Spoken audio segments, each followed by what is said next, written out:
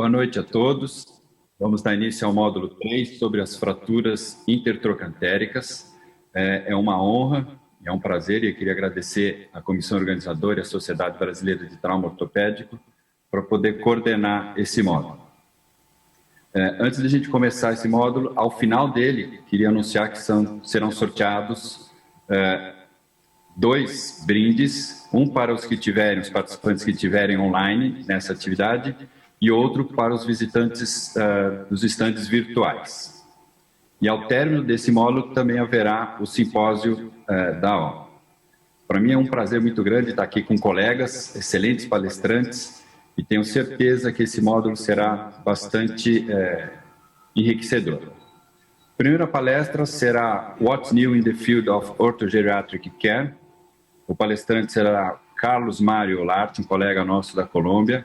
Ele é delegado de Educação ao Trauma Latinoamérica e chefe de trauma do Hospital San José de Bogotá e equipe de trauma musculoesquelética da Fundação de Santa Fé, Bogotá, Colômbia. Carlos, por favor, a palavra é sua. Muchas gracias, José Octavio. Vamos a compartir esta presentación. En primer lugar, agradezco mucho por la invitación y me disculpo por mi portugués, que es absolutamente en ceros. Vamos a ver realmente qué es lo nuevo en ortogeriatría. Y lo nuevo en ortogeriatría está dedicado a este tipo de pacientes. Este es un paciente de 95 años, de 104 años.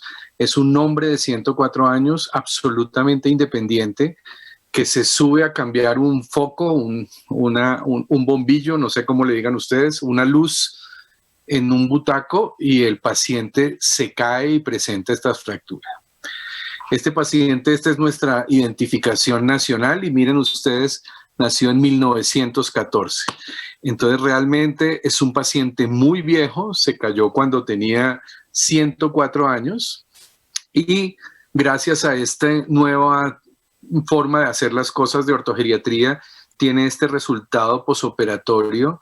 Es un resultado posoperatorio con una fijación de una fractura estable, aumentada por su edad, por sus comorbilidades, y con este resultado clínico a los 8 días, cuando viene a retirar los puntos, con una independencia muy importante para tener. Entonces, esto es lo que pretendemos con la ortogeriatría. La ortogeriatría es el cuidado médico para los pacientes adultos mayores con enfermedades ortopédicas, que se da en colaboración entre los servicios de ortopedia y las especialidades clínicas dedicadas a la atención del adulto mayor. Realmente esto se da básicamente por esta inversión que tenemos hoy en día. Estos son los datos de Colombia, pero muy seguramente en Brasil es igual, donde ya no tenemos una pirámide poblacional, sino tenemos un trapecio que tiene una base mucho más angosta que ustedes ven, y la población que crece realmente es la población adulta mayor. Ustedes ven aquí la proporción como crece la población adulta mayor en relación a la población joven, y es el incremento es muy grande. Con otro problema muy grande es que tenemos una incidencia de caídas muy importante en población mayor. Miren que aquí hablamos de que una prevalencia hasta del 32.4% en caídas para pacientes mayores de 80 años, con unas consecuencias muy graves en las caídas. En hospitalizaciones, la número 1, fractura de cadera; en muerte, la número 2, fractura de cadera; y en síndromes poscaídas, también la fractura de cadera tiene unas implicaciones muy grandes. Este término de ortogeriatría no es nuevo, empieza en 1969 en un hospital británico, donde hay una asociación entre médicos ortopedistas y médicos internistas para tratar de mejorar las condiciones del paciente, pero no es sino hasta 1990 en donde los estudios muestran una reducción en las complicaciones, menor traslados a UCI y menor agreso a hogares de ancianos. En el 2014 es realmente el metaanálisis más importante, donde vemos un claro beneficio del manejo en conjunto con geriatría, y vemos realmente que desde el 2014 el estándar de manejo de pacientes con fractura de cadera especialmente, pero que hoy ya se ha extendido a más cosas, es el manejo ortogeriátrico. Ustedes ven en este metaanálisis cómo se analizan todos absolutamente todos los estudios y muestran una disminución en la mortalidad, una disminución en el número de complicaciones de forma muy importante. Entonces esto nos ha llevado a que hoy en día el estándar de tratamiento sea la ortogeriatría. Y hay varios modelos de cuidado, pero el modelo de cuidado que ha tenido más evidencia es el modelo de manejo compartido, en el cual se reduce la mortalidad, la estancia hospitalaria y el tiempo a cirugía y la infección posoperatoria. Los principios de la ortogeriatría son los mismos. La mayor parte de los pacientes se benefician del manejo quirúrgico. Entre más rápida la cirugía, menor tiempo de desarrollar enfermedades iatrogénicas. El comanejo con comunicación frecuente evita las complicaciones médicas. La estandarización de protocolos mejora la atención y el plan de alta comienza desde el ingreso del paciente. ¿Cuáles son nuestros objetivos? Es mitigar el riesgo de los pacientes, identificar las necesidades y expectativas del paciente, el cuidador y la familia, ser completamente sistemáticos en el proceso de educación a la paciente y a la familia, estandarizar el proceso para disminuir complicaciones y ahorrar costos y proveer un cuidado continuo del paciente durante y desde la hospitalización hacia la parte final. Este manejo lo hacemos de forma interdisciplinaria, básicamente con ortopedia y geriatría, pero como ustedes también hay otros servicios involucrados como anestesia, terapia respiratoria, urgencias, enfermería, pero básicamente lo manejamos entre ortopedia y geriatría, basados en el comanejo que involucra estos dos servicios, y la idea es evitar consultas, sino que ambos servicios trabajen de forma conjunta. Los 5 principios de la ortogeriatría, que ya los vimos, que es realmente el hacer este manejo de forma interdisciplinaria para que todos vayamos trabajando en las mismas cosas. Tenemos unas metas específicas, especialmente en fractura de cadera, que es una cirugía temprana menor a 48 horas, que hoy en día la tenemos en 23.5 días en promedio, pero pues seguimos con las 48 horas como plazo máximo, un manejo del dolor efectivo desde el ingreso para disminuir complicaciones como el delirio, disminución de estancia hospitalaria a 3 días posterior a la cirugía, reducción de mortalidad y mortalidad relacionadas con lo anteriormente dicho y agilizar el proceso de rehabilitación. Hacer una valoración multifactorial del riesgo de caídas, un diagnóstico y un tratamiento de osteoporosis y una evaluación del estado funcional del paciente para tener algún tipo de patrón para seguirlos, y un seguimiento que lo seguimos durante un año, que es el riesgo máximo de mortalidad en estos pacientes. ¿Cómo se contextualiza un programa de ortogeriatría? Ponemos en el numerador los desenlaces que le importan al paciente, que son la morbilidad y la mortalidad y los desenlaces funcionales, sobre el costo de entregar esos desenlaces que nos produce un ahorro al sistema por cada paciente que hacemos. Hacemos un flujograma donde el paciente entra y se hace una estandarización de todo el proceso, una estandarización del manejo ortopédico y del manejo quirúrgico, con una evaluación preoperatoria y con una cosa que es bien importante, y es esta mitigación de todos los riesgos del paciente que lo hace geriatría. Vamos a mirar cómo volvemos a mirar después del posoperatorio si se cumplen las metas hasta llegar al alta del paciente, pero seguimos el paciente hasta un año posterior. Otra cosa que hay de nuevo en ortogeriatría es todas estas estrategias para manejar ya pacientes con mala calidad ósea, y podemos tener múltiples estrategias, de las cuales vamos a mostrar un ejemplo rápido de cada una de estas. Placas bloqueadas. Realmente las placas bloqueadas han sido un cambio grandísimo en el hueso de mala calidad. Aquí tenemos como las placas bloqueadas tienen el tornillos bloqueados 91% más de agarre, y realmente, como vemos en este ejemplo, en placas bloqueadas lo que permite es mantener la conminución, hacer un puenteado perfecto y permitir una consolidación secundaria. Placas con tornillos trabados es otra opción, es poner los tornillos en forma que se toquen para tratar de disminuir la posibilidad de que se arranquen los tornillos. Placas híbridas. Con las placas bloqueadas vinieron muchos problemas de rigidez, entonces hoy preferimos las placas híbridas, que nos disminuyen los riesgos de no unión y nos incrementan la fijación en las placas sin sacrificar rigidez y por ende sin tener riesgos de no unión. Aquí vemos un paciente con una fractura de húmero proximal, húmero distal. con estas placas híbridas, fíjense que ponemos tornillos bloqueados en la metáfisis y tornillos corticales en la diáfisis, igual que en el húmero distal. Técnicas mínimamente invasivas realmente son muy útiles en estos pacientes. Aquí vemos un paciente con una fractura por insuficiencia del sacro. Vemos la resonancia donde se ve la insuficiencia. Vemos cómo aquí vemos la fractura como tal. El paciente se hace por una técnica mínima invasiva y miren ustedes cómo logramos hacer una fijación y un posicionamiento del tornillo con una técnica de mínima invasión. Aquí la mostramos en el tomógrafo y cómo logramos posicionar y aumentar en estas fracturas que son de muy difícil manejo, con un resultado posoperatorio muy interesante para estos pacientes que tienen dolores crónicos. Combinación de implantes. Hoy en día combinamos muchos implantes, especialmente en fracturas periprotésicas, como en esta que decidimos ponerle un clavo retrógrado. El clavo retrógrado para mantener la posición y permitir que el paciente rápidamente pueda apoyar, y lo soportamos con una placa que se interactúa con los tornillos de bloqueo para mantener toda la reducción como una misma reducción de arriba para abajo. Implantes largos en fracturas periprotésicas para protección de todo el hueso. Utilizamos implantes muy largos, implantes de arriba hasta abajo, para hacer una protección completa del hueso y permitir una consolidación como en este caso. Clavos intramedulares.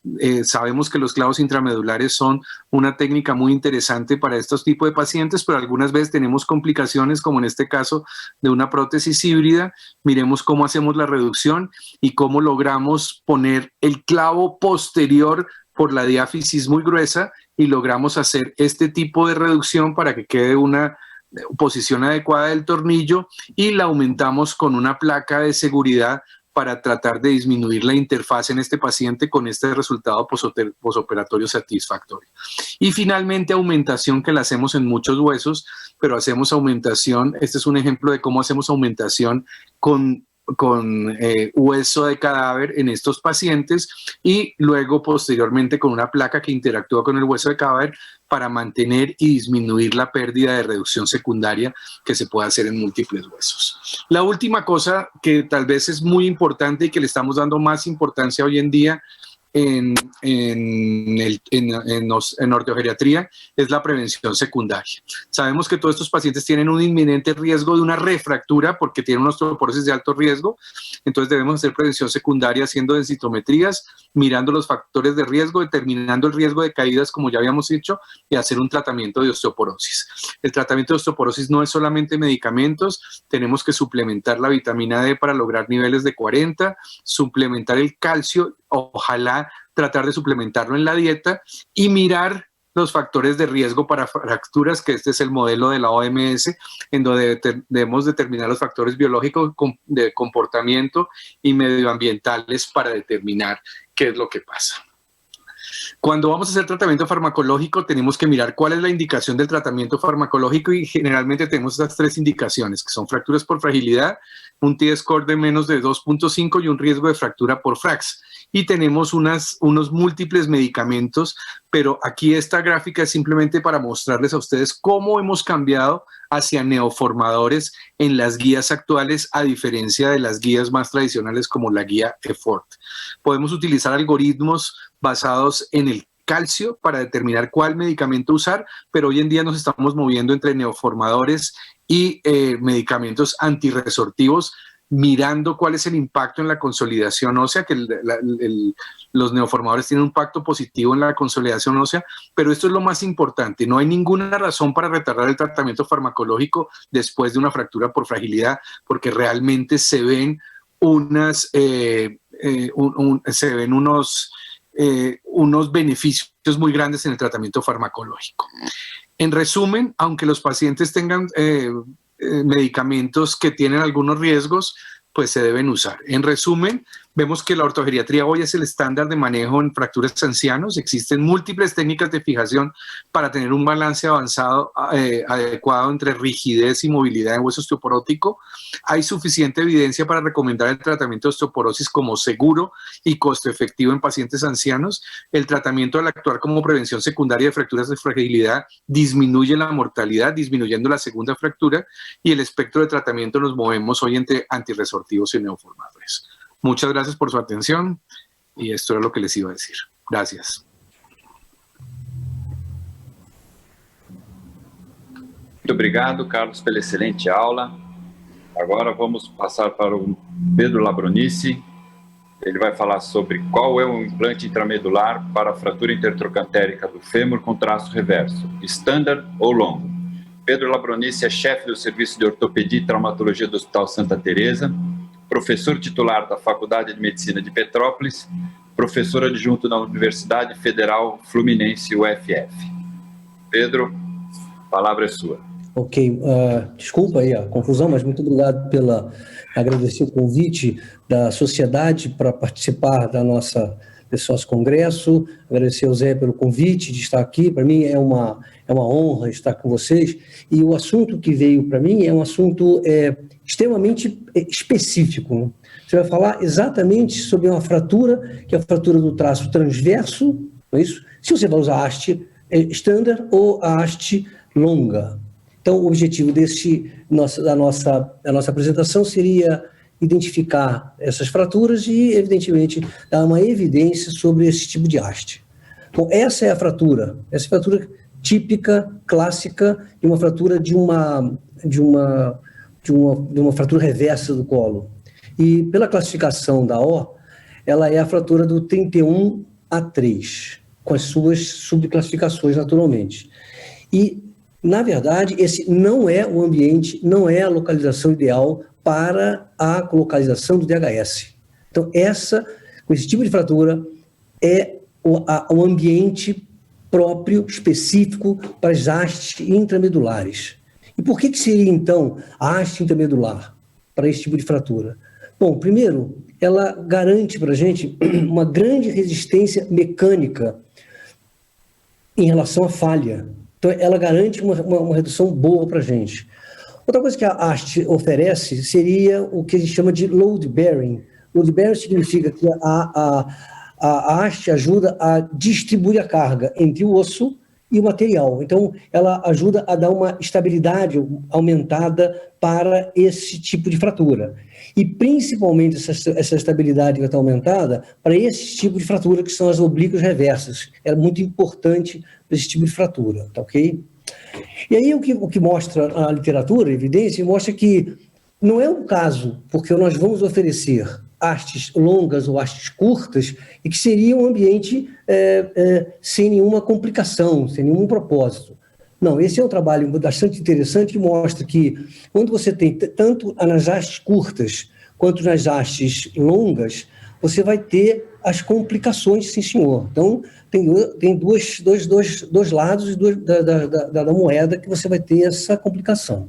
E você vai vendo aqui, principalmente nas hastes longas, que o pessoal achava que colocando a haste longa resolvia todos os problemas desse tipo de fraturas, né? Ainda mais quando apareceu uma teoria que era para não fazer o bloqueio distal da haste, que não necessitava de bloqueio distal. Então, isso é que aparecia uma frequência muito grande das complicações. Então, existem complicações tanto com hastes curtas quanto com hastes longas nesse tratamento.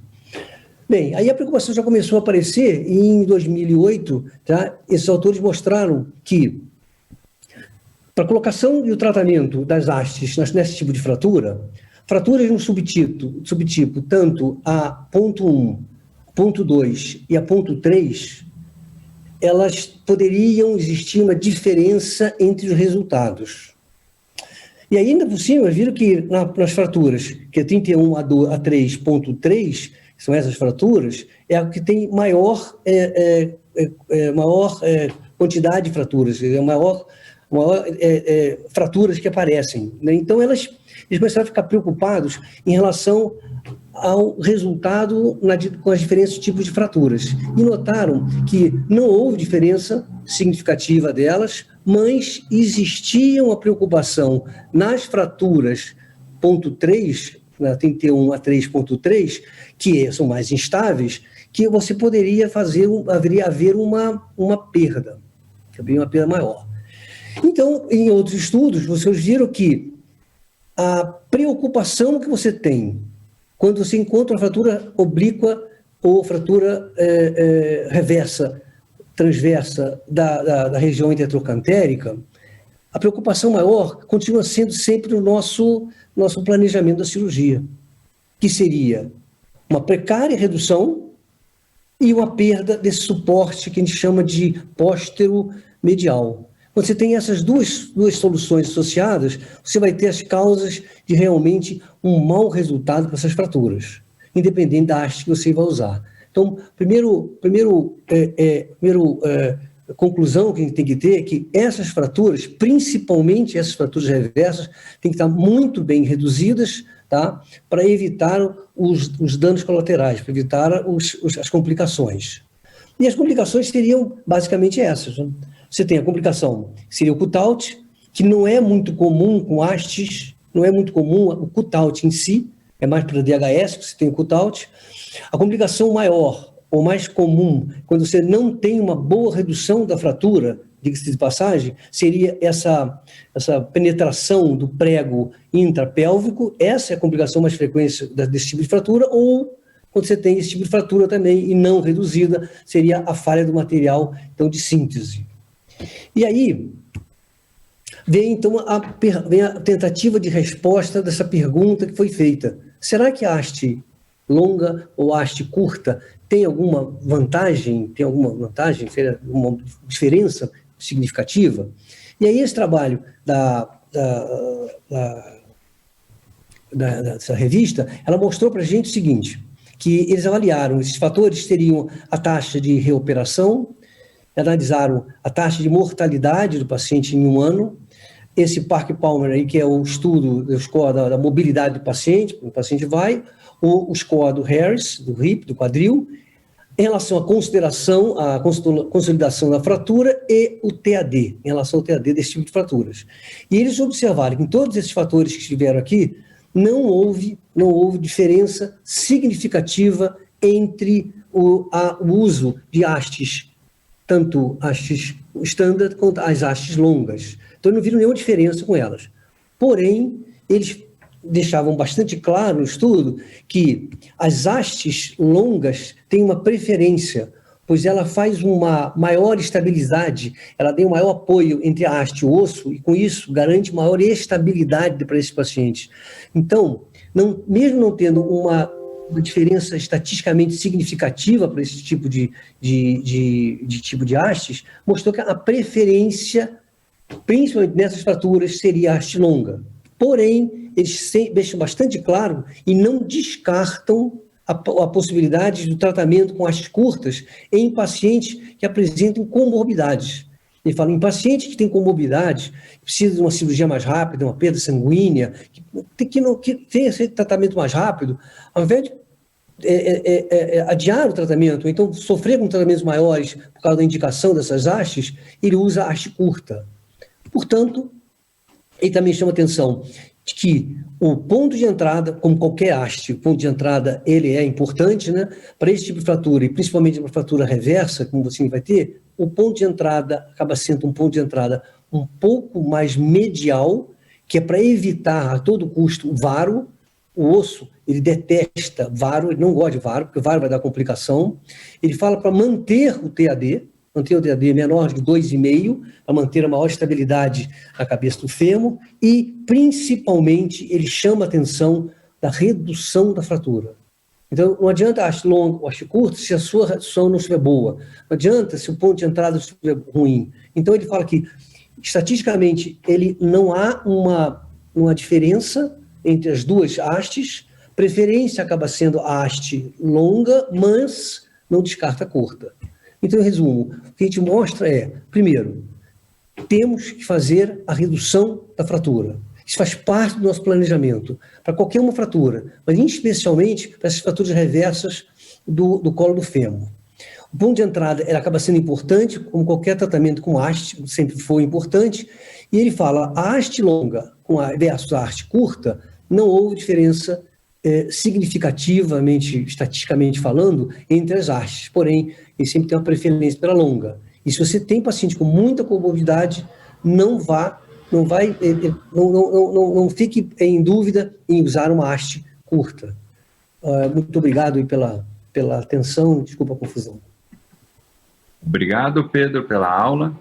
Agora o Roberto Canto vai nos falar sobre as fraturas intertrocantéricas, posicionamento, imagem e táticas de redução.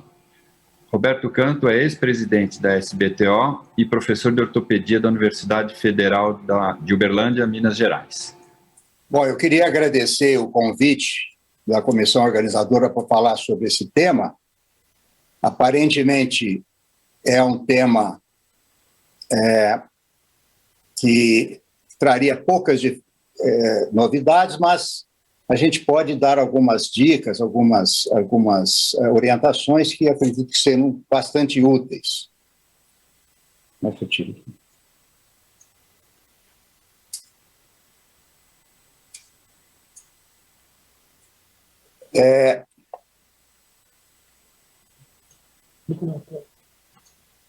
O objetivo da nossa apresentação, nós vamos discutir alguma coisa do diagnóstico, da propedêutica, as táticas de redução, o posicionamento e uma análise das imagens. Relembrando rapidamente a classificação AO das fraturas intertrocantéricas, nós temos as fraturas estáveis, que seriam as A1, as instáveis por cominuição póstero-medial, A1, A2, A2 e A2, 3. E temos, aqui o Pedro acabou de falar, que são as fraturas reversas, aquelas em que há um comprometimento da parede lateral da região trocantérica. O diagnóstico não é difícil, é uma paciente geralmente idosa, que chega ao pronto-socorro com uma rotação externa da perna, um encurtamento muito maior que pode já lhe fazer suspeitar de uma fratura transtrocanteriana quando comparada com o colo do fêmur, né? O raio-x mostra a fratura, sem muito problema. Entretanto, é extremamente importante, já no pronto-socorro e na recepção do paciente, conseguir uma radiografia em rotação medial, para você ter uma ideia da parede lateral que vai já ensejar, às vezes, um tratamento, ou mudar o seu tratamento. Uma outra coisa importante é você obter um raio-x também em rotação interna do lado normal, para você poder fazer um planejamento bem feito. É extremamente importante essa radiografia em AP em rotação medial, e é uma falha que acontece em todo o serviço, às vezes por causa da pressa ou por negligência do técnico, daí a importância, às vezes, de você se acompanhar, para você poder medir a parede lateral do trocânter ou do fêmur, e isso vai justamente orientar, às vezes, o tratamento definitivo. E com a radiografia normal, você pode fazer um planejamento, que é sempre bom de ser feito, para executar o seu procedimento de uma forma mais eficiente. Esse slide é clássico, que são aquilo que depende do cirurgião, que independe do cirurgião, que é a qualidade óssea e a geometria da fratura, né? Agora, o desenho do implante, o posicionamento do implante é a escolha do cirurgião. E, principalmente, a qualidade da redução, como já foi falado aqui pelo Pedro, ela vai ensejar o sucesso do seu tratamento. A redução é indireta, quase sempre você faz uma tração e alinha os fragmentos, não é? Você não tem mais aquela necessidade de abordar os fragmentos para reduzir, e você, então, tem uma redução funcional. O uso da mesa ou não, isso aí depende de cada um. Se for um serviço que tem muitos auxiliares, você não pode dispensar a mesa, né? Você tem aí o que se chama de residente tração. Aqui a perna direita está na perneira para se obter o perfil, né? Eu, particularmente, prefiro a mesa ortopédica. Por quê? Porque eu prefiro, com calma, analisar a fratura, analisar bem a redução, e depois, quando tiver tudo pronto e fixa, então eu entro para fazer a cirurgia, inclusive sem que o anestesista, às vezes, fique apressado. Na mesa de tração, você faz uma tração com uma rotação interna de 20 graus, mais ou menos. A flexo-extensão é neutra, né? E a abdução do membro ou é neutra ou um pouquinho abduzido aí em 10 ou 20 graus.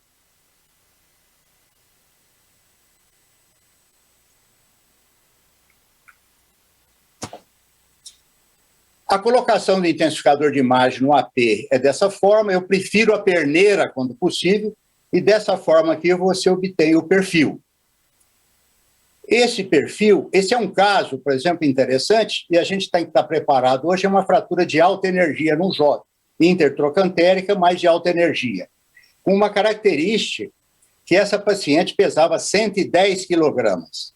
Nessa situação, eu prefiro fazer da seguinte forma: eu coloco um coxim aqui embaixo do lado fraturado, muitas vezes, e nesse caso, o fêmur estava com uma queda posterior. Você pode colocar como se fosse uma bengala, ou mesmo um suporte de soro, de veia, para pegar a veia, elevando. Nesse caso aqui, nós usamos um residente, ele conseguiu reduzir o desvio posterior.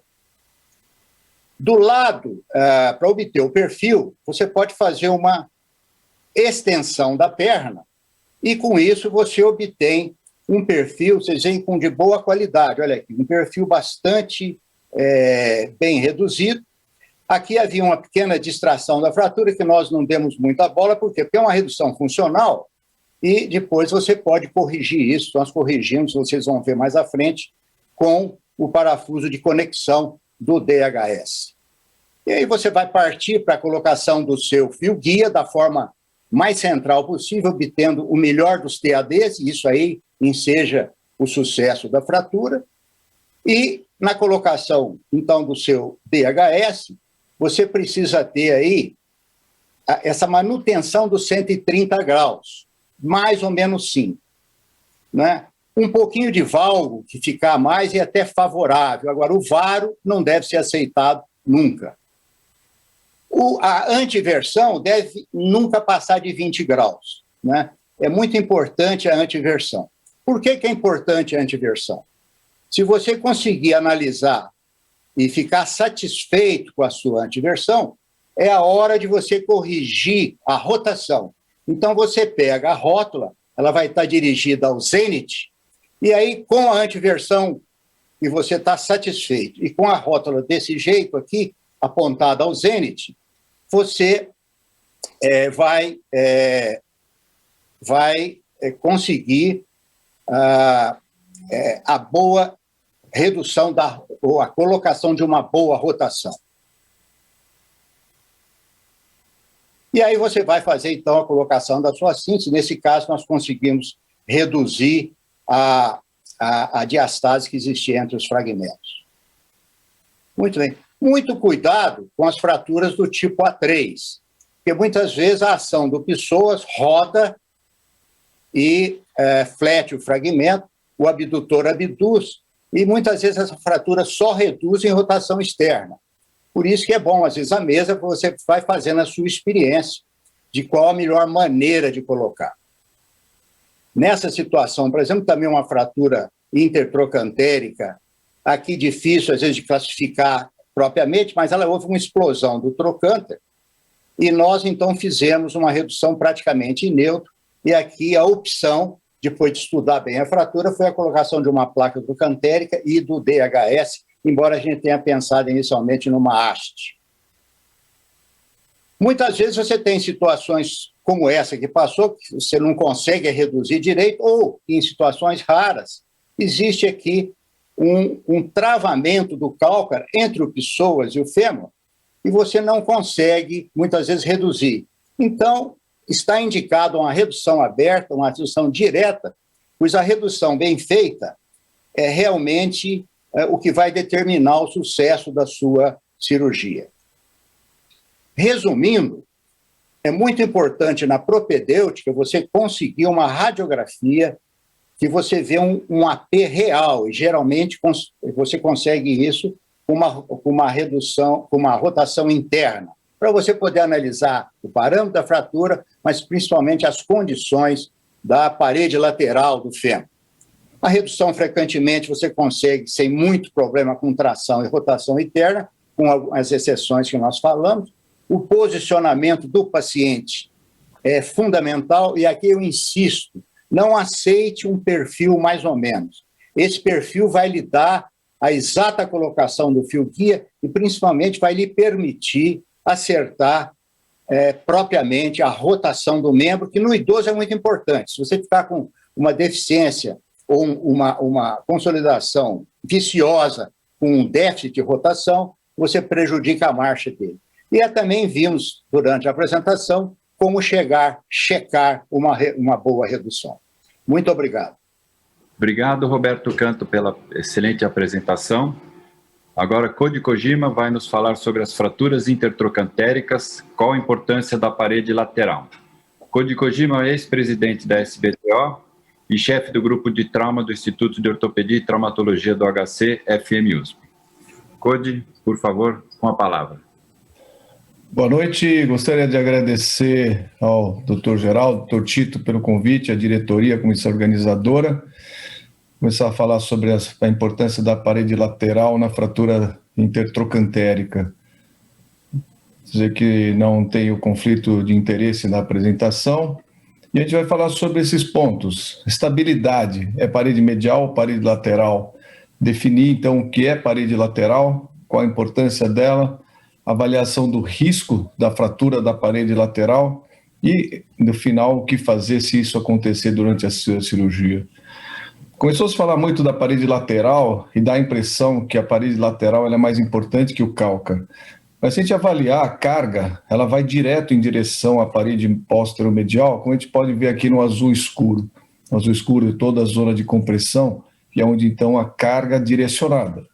Se a gente for ver a definição do que é estável numa transtocantérica, é aquela que resiste o desvio após redução e fixação.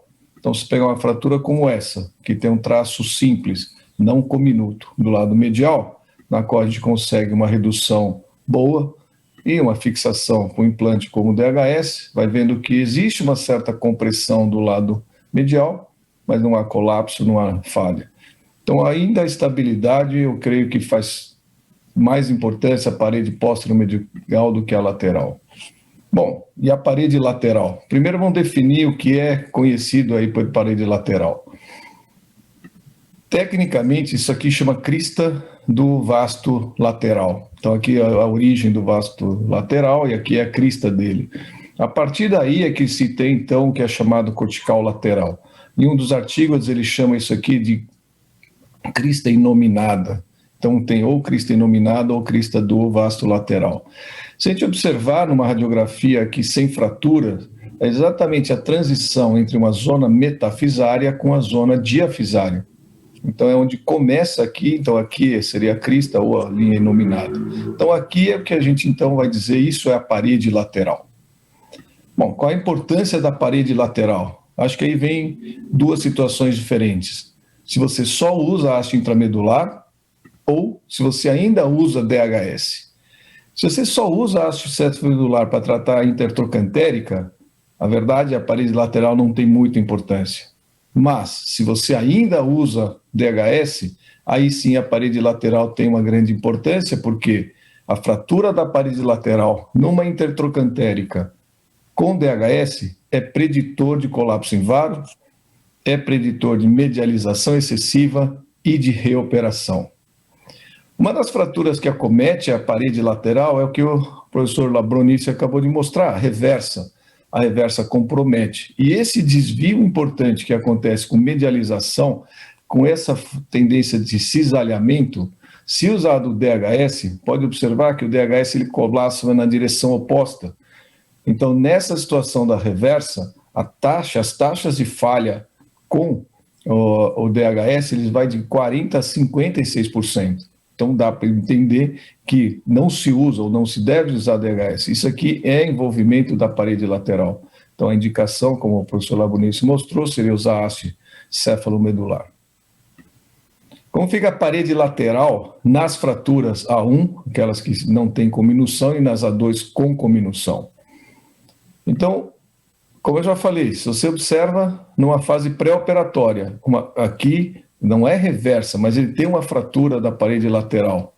Então, a conduta é faz haste, que você vai ter uma boa evolução.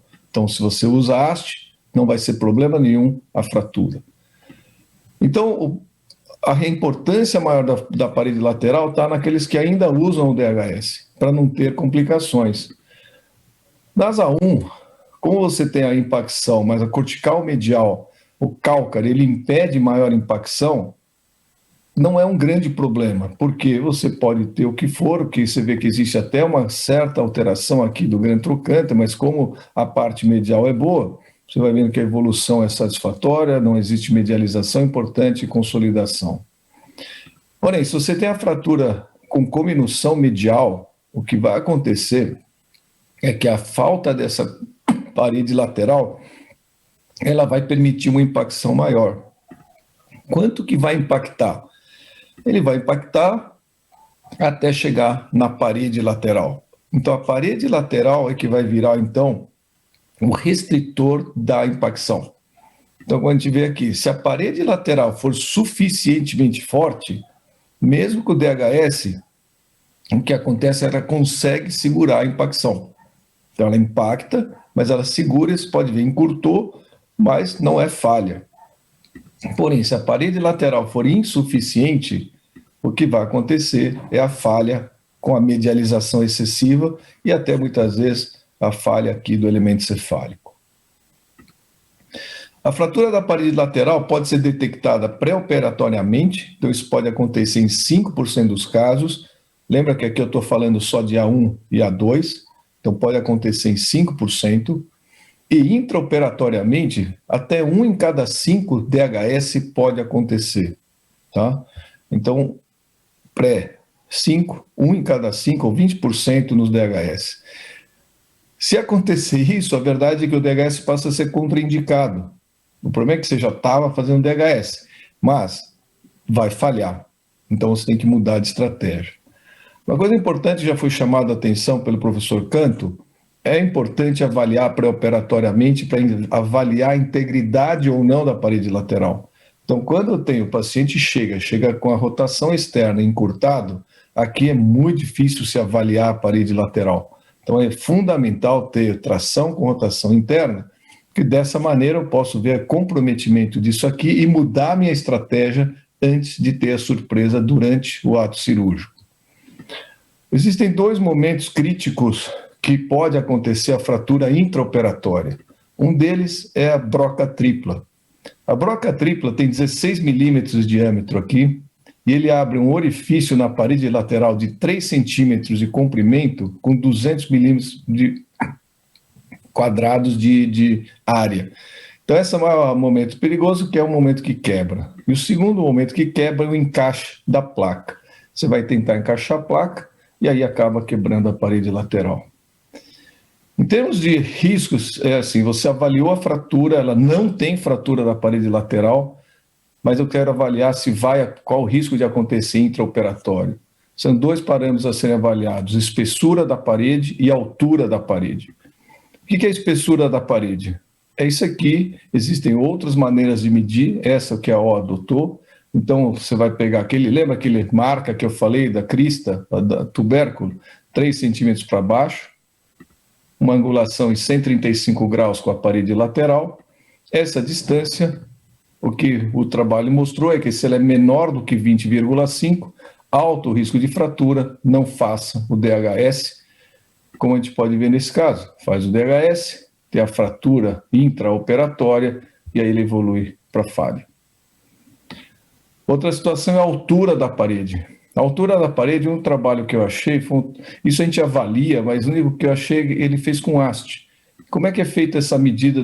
Também leva em consideração aquele ponto e vê a altura. lembrando que, por sorte, ele é 20 também, então se ele tem menor que 20, tem alto risco de fratura durante a cirurgia.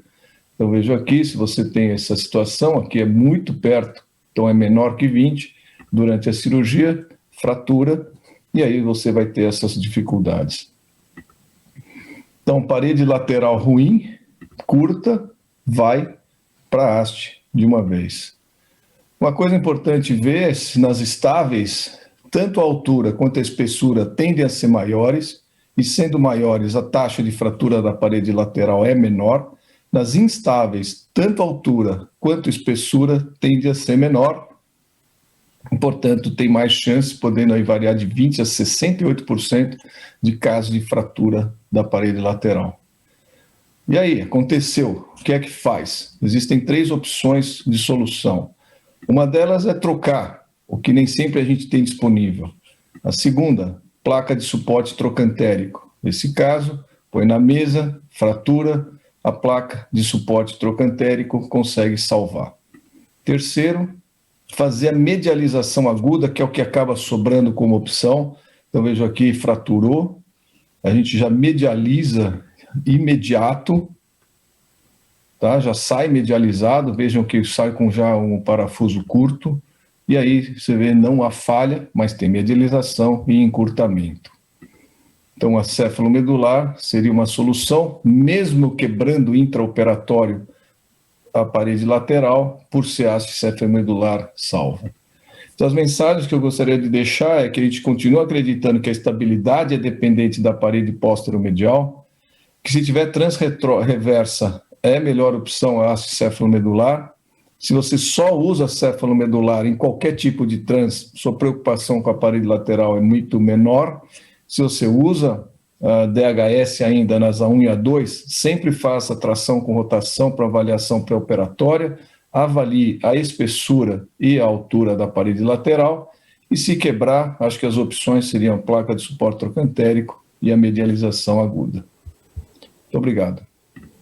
Obrigado, Code, pela palestra. Agora, Jorge dos Santos Silva vai nos falar sobre a fratura basocervical, fixar ou substituir. O Jorge é ex-presidente da SBTO, é diretor do Serviço de Emergência do Instituto de Ortopedia e Traumatologia do Hospital das Clínicas da Faculdade de Medicina da USP e diretor de Corpo Clínico do IoT do HC da Faculdade de Medicina da USP. Jorge, por favor, tem a palavra. Uma boa noite a todos. É um prazer e uma honra estar aqui participando do Congresso da nossa Sociedade de Especialidade, na presença de todos os amigos e todos vocês congressistas.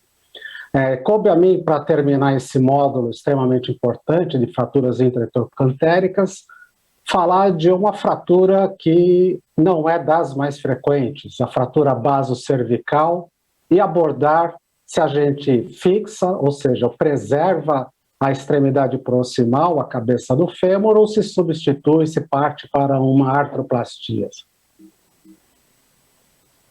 Não tenho conflito de interesses nesta apresentação, e como eu já havia antecipado, a gente vai estar falando de um pouco menos de 2% de todas as fraturas da extremidade proximal do fêmur, uma fratura que acontece na junção, na base do colo do fêmur, ao nível da junção intertrocantérica, lembrando que às vezes, como em alguns exemplos como vistos aqui, esse traço algumas vezes pode atingir a região do grande trocânter, mas na grande maioria das vezes é um traço que se comporta como esse, acima do pequeno trocânter e até o nível da base, essa junção intertrocantérica com o colo. Com relação especificamente ao assunto, vamos fixar ou substituir. Obviamente que os casos que são poucos, então vale a pena procurar na literatura as revisões sistemáticas ou as meta-análises, e uma que a gente encontra, essa publicada agora em 2020, na revista de Hip and Pelvis, de um grupo da Coreia. E aqui a gente vai ver que estão relacionados todos os trabalhos aí desde 1990 até 2020, e com todos os tipos de implantes e opções de osteossíntese que foram encontradas. Então, a gente tem vários implantes, haste céfalo-medular, com 1 ou 2 elementos cefálicos, haste com um parafuso cefálico ou lâmina, sistemas com parafuso deslizante, como é o DHS, sem e com parafuso antirrotacional, e ainda trabalhos também que, para a osteossíntese das fraturas basocervicais, utilizam os parafusos canulados. Uma complementação dessa revisão que eu apresentei anteriormente foi essa feita pelo grupo da Harvard, que analisou com mais critérios praticamente todos esses trabalhos que apresentam fraturas basocervical e com os seus desfechos. Então, para que os senhores vejam, 10 trabalhos, 10 estudos em que foi contemplado, está sendo contemplado os sistemas deslizantes, tipo DHS, 8 trabalhos com haste céfalo-medular, apenas 4 trabalhos que relatam o uso de hemiartroplastia ou artroplastia total e 3 citando a utilização de parafusos canulados. Um dado importante dessa revisão sistemática foi a identificação da qualidade dos estudos. Veja que dos 16 estudos, 9 com um nível de evidência 4. E um deles, um trabalho que tem o maior número de casos de hemiartroplastias, que esse aqui, com 55 casos, publicado em 2015, mas é um trabalho retrospectivo, também de baixa evidência. E trabalhos de evidência maior, de nível 1, são muito poucos. De uma maneira que, nessa revisão sistemática, a gente consegue retirar que havia um total de 910 fraturas da região basocervical, com essa média de idade aí próxima dos 76 até os 81 anos. 65% das fraturas basocervicais foram tratadas com sistema tipo DHS, de sistemas de parafuso deslizante do quadril. 20% com hastes céfalo-medulares, apenas 8% com artroplastia, sendo que a esmagadora maioria, 92%, com hemiartroplastias, e cerca de 6% dos casos tratados com parafusos canulados. Então, indo para a questão de fixar ou substituir, o que a gente tem que procurar? As complicações de cada um desses métodos. E a complicação principal são a necessidade de revisão e a ocorrência de falhas. Então, essa meta-análise essa revisão sistemática, conseguiu identificar revisão em DHS, ou sistemas deslizantes do quadril, em torno de 7% e falha de 7%. As hastes com um pouco mais de falha, mas necessitando apenas de 7% de revisão. Parafusos canulados com um índice de falha inaceitável, mais da metade falhando e chegando até uma necessidade aí de quase 1/4 dos casos de serem feitas as revisões da osteossíntese. E nos poucos trabalhos em que é relatada o uso da artroplastia, um nível de falha e de revisão semelhante ao da osteossíntese com os sistemas tipo DHS ou haste céfalo-medular. Aqui um exemplo de uma fratura basocervical tratada com um sistema deslizante, com um DHS. Vejo que acontece da mesma maneira que uma fratura trocantérica, uma acomodação, uma leve medialização, que obviamente ela é pequena porque há todo um batente que controla a lateral, que controla essa medialização, então, e acaba evoluindo muito bem com a consolidação.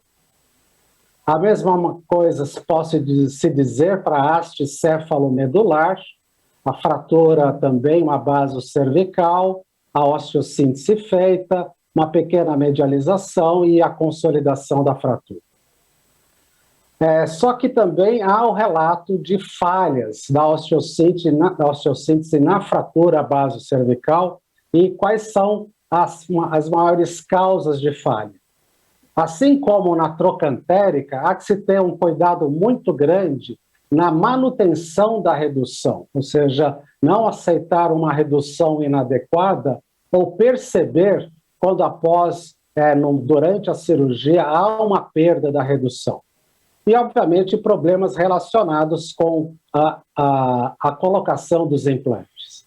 Vejam essa fratura, uma basocervical, que aparentemente é uma fratura extremamente benigna, foi feita uma haste, mas olhem aqui com um detalhe, como a redução que havia, isso aqui era inicial de entrada, se perdeu durante o ato cirúrgico. Não existe contato do cálcar com o segmento proximal, isso não está bem reduzido, há uma tendência de varo dessa redução e, fatalmente, isso irá falhar. Então, para uma fratura relativamente tranquila, como era essa basocervical, um desastre em termos de evolução. Atenção para a colocação da haste intramedular, da haste céfalo-medular, para que seja feita um correto ponto de entrada, a fresagem adequada do segmento proximal, do segmento onde vai passar a entrar a haste, para que a gente não tenha esse efeito em V, com desvio em varo da fratura. Isso é inaceitável, como já foi dito por todos os colegas que me precederam. Uma fratura também relativamente tranquila, uma basocervical, feita um DHS, mas vejam no detalhe, olhando com atenção, que como o CODE acabou de falhar, houve algum problema na colocação desse DHS. Notem que há uma fratura nessa região, aconteceu uma fratura na parede lateral que se estendeu até a região medial. Consequentemente, o que era uma fratura basocervical passa a ser uma fratura com comportamento de traço reverso. O DHS não vai funcionar e, obviamente, vai haver falha com cutout e também uma situação que, uma vez observada no intraoperatório, como muito bem o CODE falou agora, isso tem que ser corrigido no intraoperatório. Resumindo, a osteossíntese, o que a gente pode afirmar categoricamente é que não utilizem parafusos canulados para tratar uma fratura basocervical. Ela não é uma fratura subcapital ou médio cervical, onde a gente pode utilizar os parafusos, tem uma alta taxa de falhas. Os resultados de uso de sistema tipo DHS, associado ou não ao parafuso antirrotacional, e haste céfalo-medular, tem um bom número de resultados, aí 93% de bons resultados, uma maior tendência de falha, talvez por curva de aprendizado na haste céfalo-medular. Chamar a atenção para que a redução e a colocação do implante tem que ser adequadas, perder algum tempo para realizar todas essas etapas de maneira bem acurada, para que a gente não traga falhas ao sistema. E as artroplastias? Ainda existem poucos estudos de qualidade para reforçar ou contraindicar o uso.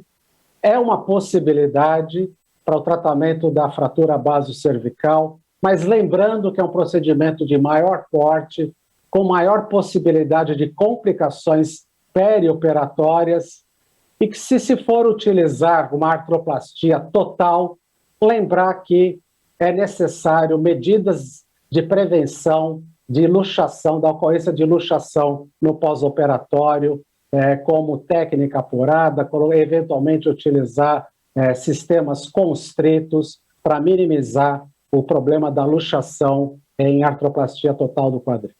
Muito obrigado, era isso que eu tinha para apresentar. Obrigado, Jorge. Eu queria agradecer aos palestrantes, Carlos Mário Larte, Pedro José Labronice, Roberto Sérgio Tavares Canto, Code Edson Kojima e o Jorge dos Santos Silva pelas excelentes apresentações. Tenho certeza que foi um módulo bastante interessante, foi bastante produtivo, com bastante conhecimento, compartilhamento de ideias.